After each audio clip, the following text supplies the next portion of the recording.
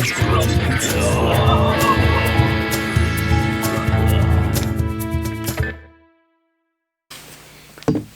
welcome to Gavin's Grotty guitars.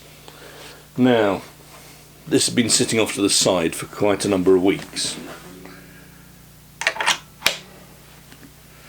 It's been sitting off to the side for a reason, which is I didn't really want to pick it up.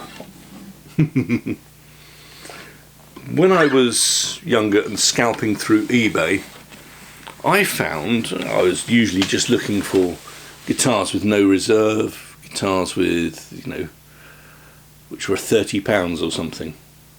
And I found this brand here, Whitestar. And it's a brand you can't find online anywhere. I presume that a chap imported a whole bunch of designs of guitars and put his own label on them. This looked rather nice. Well, there's a whole bunch. You'll see some other Whitestar guitars in my collection.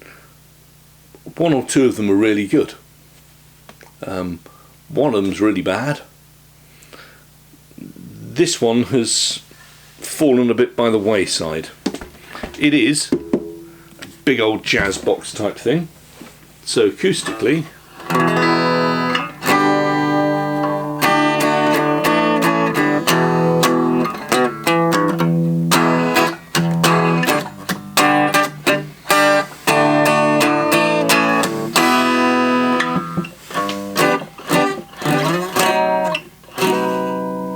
ooh.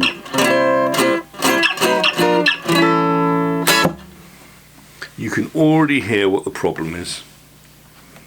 If we turn the amp on. Couple of things. It's got double binding, so front and back. Appears to have, is it purfling down the middle? Tell me underneath what the correct word for that is. That nice stripe. It's got a sunburst. It looks nice. I've always wanted a Jazzbox. To be honest, I wanted an Epiphone Joe Pass, which a friend of mine's father had, and it was the best playing guitar I've ever played in my life.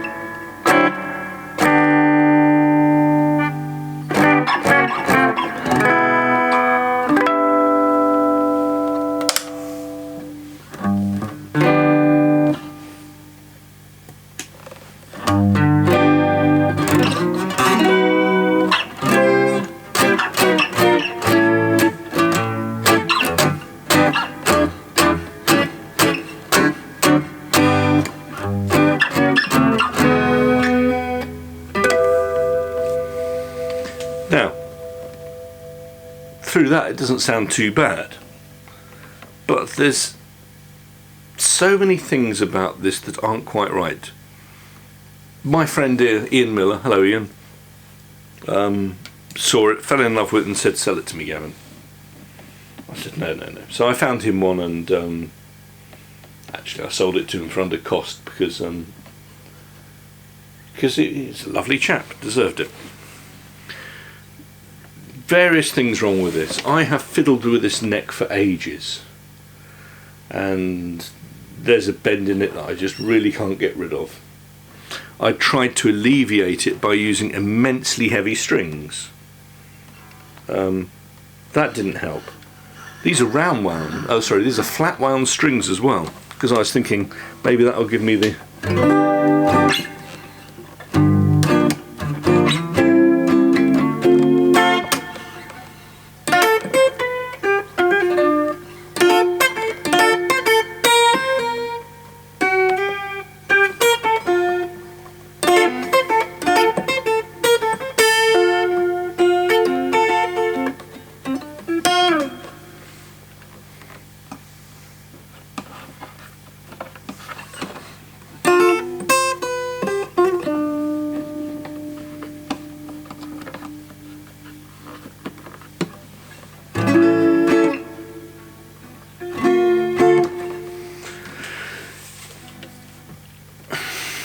The neck's not right.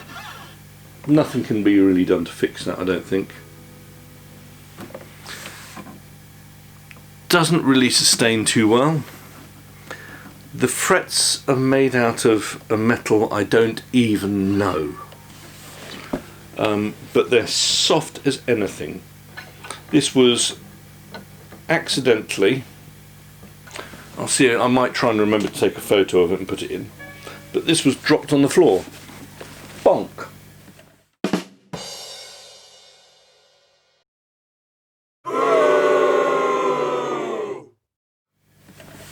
First thing to break was the top of that selector switch. Don't know if you can see these fingers, but there's no way I can replace that through there. There's no back panel, and I doubt there's enough room through the pickup hole if I took that out to try and replace that either. So if if you've got tiny hands and want to replace it for me, please let me know. The frets are so soft, when it fell on its front, the strings literally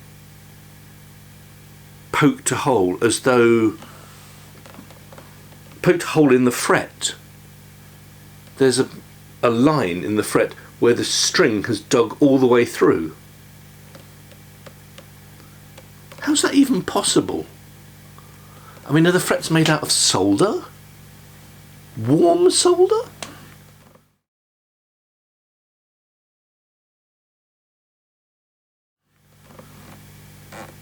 I don't get it. So, how much did you pay for this gem of a guitar, Gavin?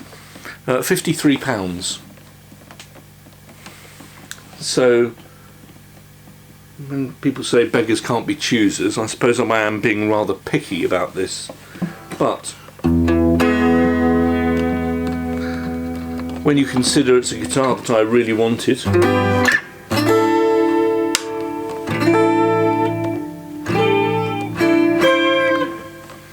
and it's done nothing but disappoint, it's a bit of a shame.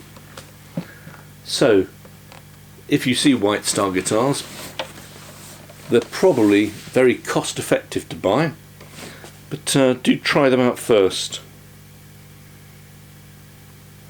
I'm not really sure what to do with this still.